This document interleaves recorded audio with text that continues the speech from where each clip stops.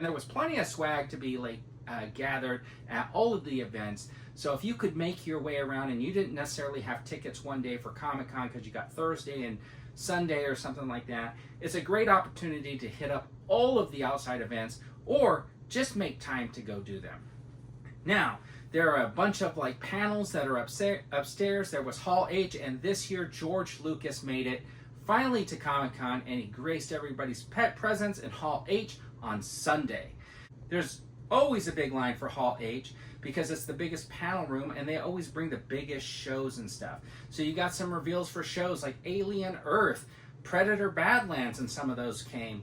And then you had, of course, Ballroom 20, which had Futurama and those shows from Hulu, Animation. They had their big setup outside as well. There was opportunity to get celebrity signings while you're there. There was also an opportunity to win access to some of these booths where they had some exclusives. Now this year, one of the biggest toy manufacturers, Hasbro, didn't participate in the San Diego Comic-Con lottery and basically just opened up their toy shop to anybody who was willing to stand in line. Now the first couple days that line seemed pretty packed. They had pretty high limits. I think you could buy 5 of everything this year almost. And then they brought some surprise things like the Striker. If you want to check out my video, you can check that out on my channel. That was limited to 2 per, I think. But anyways, they had some exclusive. They had the Marvel Legends Snap exclusive. They had a G.I. Joe Classified exclusive, which was the Cold Slither band. And then they had a Ghostbusters Ectoplasma glow-in-the-dark action figure set. And of course, they had the Star Wars Black Series, had a Duel of Fate set, which looks fantastic. So anyways, also this weekend was the premiere of Fantastic Four First Steps. And so if you were going to Comic-Con, you sort of had to feel like you had to make time to see Fantastic Four unless you were putting it off till next week and you could avoid all of the spoilers. One of the things is checking out all of the cosplayers, people dressed up as their favorite characters. And this year, somebody made a very huge Galactus outfit and he towered above everybody else. So anyways, I did talk to some toy manufacturers and I talked to the folks over at Icon Heroes. They were talking about their Zujitsu line and how Wave 2 is going to be coming out, where they're going to be doing some of the bigger animals and stuff like that, which sounds really, really cool.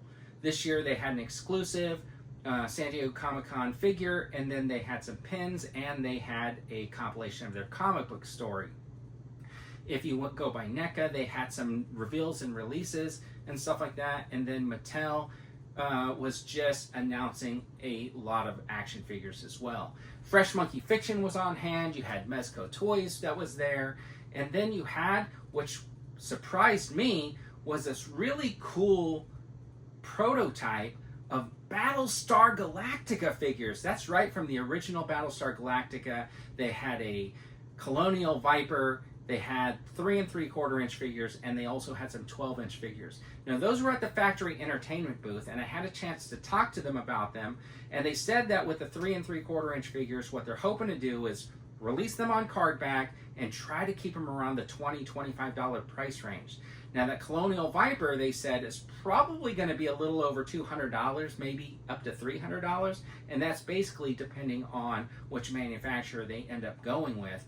And right now, they don't intend to put any lights or anything in there, but they're still in conversations to maybe jazz it up just a little bit if they can do it for a decent price point. I thought that was pretty cool, and I posted a short video on my social medias, and that video kind of took off. There's a lot of Battlestar Galactica fans, and you know what? This set looks really, really cool. So I cruised over to, I think, Master Replicas, and they had the Blade Runner car. That looked really, really neat. Then when you're at Comic-Con, of course, you got to go by Mattel and Hasbro. And of course, Hasbro launched their Star Wars Vintage Collection HasLab with all of its glory. They had a big case right on the main aisle, so every time you walk by, you got to see that gunship. And man, it did look fantastic. It's up for order now. You can back the campaign. You got about 45 days to see if that thing gets funded. But also, Hasbro was running a G.I. Joe Snowcat HasLab, and I thought it was kind of strange because I thought maybe they might want to put that up in the front so people could see it. but I felt like it was kind of shoved towards the back of the booth and sort of hidden behind where like kind of everybody just stands. So I know it was close to backing, but it hadn't backed yet as of Comic-Con, and I thought because they were running the campaign, they might highlight it a little bit more. But even the display seemed a little bit odd because it was mixed and matched with other stuff, and you couldn't really tell if you didn't know that these pieces belonged to that piece as tiers, and some of the figures in the case were not part of the campaign at all. I thought it was kind of like maybe like an afterthought or something like that, or maybe they didn't want to steal Star Wars' thunder because they were launching their Star Wars campaign at Comic-Con. So anyways, I did notice that their booth had no line about the middle of the day Saturday, and they didn't really look like they were sold out of anything. So eventually all of those exclusives will probably end up on Hasbro Pulse for people to buy up who didn't get a chance to go to the convention. So check out Hasbro Pulse's website if you want to like see if the items that you were looking for are available or are going to be available.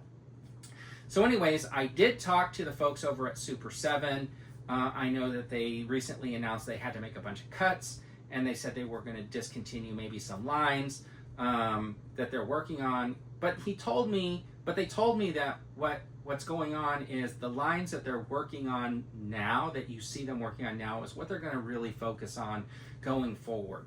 They don't have any plans to like close any of their 2 stores, but you never know how that's going to work out. He did indicate that Tiamat is ready to drop and ship if you ordered it last year, but unfortunately they started that Ultimates Dungeons & Dragons line, and it looks like Hank and Sheila may be the only figures that ever come out of that line. And then, of course, there's a whole lot of independent toy sellers that were on the floor, and there's a whole lot of stuff to see. There were some really cool vintage toys that are very, very expensive, and you could buy those too. And of course, it wouldn't be Comic-Con if you didn't peruse through the comics. And there were plenty of comic vendors, and there were plenty of artists and writers there signing their comic books. Dark Horse had a booth. They had signings every day. Jim Lee was there doing signings. There were plenty of guys there signing books, and there were plenty of comics to still be bought at San Diego Comic-Con. There was way too much for me to be able to see and do everything, but I got around as best as I could, and I saw the things that really interested me, and that's really the way you need to approach Comic-Con if you ever come to San Diego for it. Don't feel like you have to do everything. Just find the things that speak to you and focus on those and try to get those done. And if you can't, always remember Comic-Con will be back next year. Anyways, thanks for tuning in. I really appreciate it. I've been running pictures and stuff that I took at Comic-Con along with me speaking, and I hope you've enjoyed this video a little bit. And as always, everybody, have a fantastic day.